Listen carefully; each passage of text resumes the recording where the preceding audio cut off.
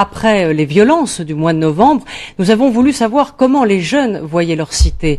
Nous leur avons proposé de nous raconter leur quotidien avec leurs images et leurs mots. Ce soir, Pierre Fitte, en Seine-Saint-Denis, l'histoire et la vie d'une mère célibataire. Elle a fait un choix, celui de ne pas travailler pour s'occuper de ses 4 enfants. Pour elle, l'éducation, ce sont ses gestes quotidiens et une présence constante. C'est signé Silam Dramé, Fodé Soma et Mamadou Guissé. Nathalie, 43 ans, a quitté son travail pour se consacrer à sa famille. Je suis auxiliaire de vie. J'ai travaillé, ça fait 7 ans. Maintenant, j'ai décidé de m'occuper de mes enfants, de leur éducation. Le matin, ils font leur toilette. Ils prennent leur déjeuner. Après, les 2 autres vont un peu tard à 10 h. Donc, j'accompagne Kelly à l'école.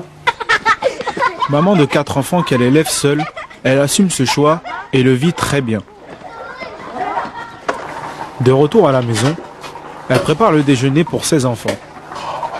Il n'est pas encore arrivé, mais le repas il est encore bien chaud. Là, il ne va pas tarder. Hein. Il n'est pas encore là.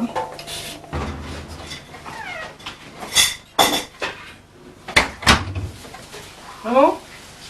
Oui, c'est là. Dans les moments difficiles, Nathalie peut compter sur son amie Maëva, qu'elle considère comme son frère. J'ai même un frère que j'appelle Maïva, que je compte beaucoup sur lui. Quand je ne suis pas là, il est là pour mes enfants, pour l'éducation surtout. Quand les hommes et les enfants ils savent que tu es seul, qu'il n'y a pas un homme avec toi, ils ne te respectent pas. Ils te respectent mais ils n'ont pas peur parce que tu es tout, tu es leur ami, tu es tout. Mais quand ils savent que j'ai un frère qui est à côté, si ça ne va pas, je l'appelle, ils ont peur. Et ça, il me sauve beaucoup et il est là. Je crois aussi en plus ça fait l'avantage aussi pour Nathalie, parce que si une femme n'est jamais sur place, parce qu'elle sort pour aller chercher du boulot, elle fait des stages, tout ça. Bon, elle, dans sa tête, même si elle sort, elle sait qu'il y a son frère qui est derrière elle ici, donc ça va passer de la tâche aussi. Ouais. Ouais, quand tu regardes, parce que je connais ces quartiers, il y a d'autres familles, il y a des familles ici qui n'ont pas ça. Tu es arrivé à l'heure alors? Oui, tu es arrivé à l'heure. Après le repas familial, Nathalie, très active dans le quartier, se rend tous les après-midi à la maison des parents pour débattre sur l'éducation des enfants.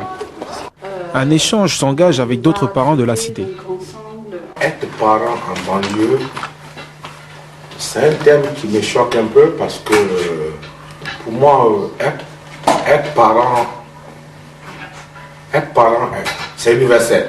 Au lieu que l'assistant social, au lieu que l'éducateur qui prend mon enfant, qui va discuter avec lui dans un bureau de sa vie, et moi qui l'ai mis au monde, je ne suis pas interpellé. Attends, vous voulez éduquer mon enfant à ma place? Vous voulez savoir ce que mon enfant il est sur le plan psychologique, sur le plan social plus que moi? Non. Mais c'est quand même nous qui sommes responsables. Si nos enfants à 10 h du soir ils sont dehors, ils ne sont pas à la maison à 11 h du soir et que nous on travaille, c'est quand même nous qui sommes responsables de nos enfants. Bien sûr. Depuis que la situation est là, il y a eu beaucoup de changements parce qu'on apprend. Il y a des parents qui viennent avec d'autres idées, toi tu as ton idée, tu donnes à l'autre. Chaque parent qui vient, qui parle de son fils, qui parle de son éducation, on apprend beaucoup au centre culturel. Hein. Il y a notre ombre de coste. En faisant le choix d'éduquer ses enfants à plein temps, Nathalie est persuadée de travailler pour leur avenir. Je sais qu'ils vont réussir parce que je les fais confiance. J'ai respecté mes parents. Donc c'est la même éducation que je donne à mes enfants. Et ils m'écoutent, ils me comprennent. Je les adore en plus. La photo du jour, tragique.